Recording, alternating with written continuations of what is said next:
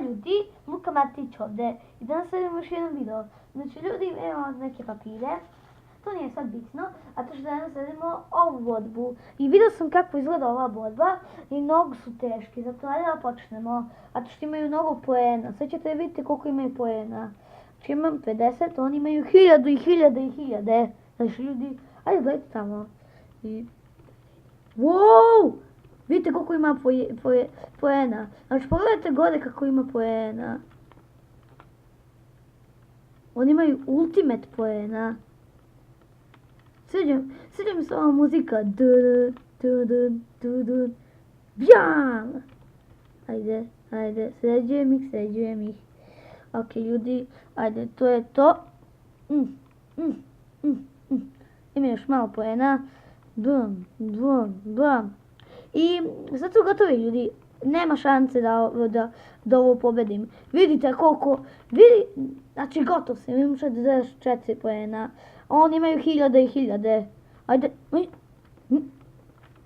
ko ti je rekao majmunu da me diraš? Jedan, ti Duzmanu, ajde Duzmane. Duzmane dođi. Bam! Ko zna kako bi bilo teško kad bi imao 1000 Duzmana ovdje, a imaju 1000 poena. Dobro je da ima 3 samo Duzmana, zato što gledajte kako su teški. Jaj, ljudi, umreću ovdje. Gledajte, oni su, znači, mene uništili, imam 2 poena. Ajde. Jesam nisam vidjela mnogo lice, zato što ovo će se prekinuti ako je dugo, a moram da uništim ove. Neću preživjeti. Tam! Imamo tu ovdje jednog glavnog, on ima najviše poena. I ajde da sad uništimo ove ovdje što su sa našim nogama. Bam. 2 su gotova. Dva su gotova. Ok, znači 2 su gotova ljudi. I da imam 19 poena. Ajde sad uništimo ovog sa našim brutalnim.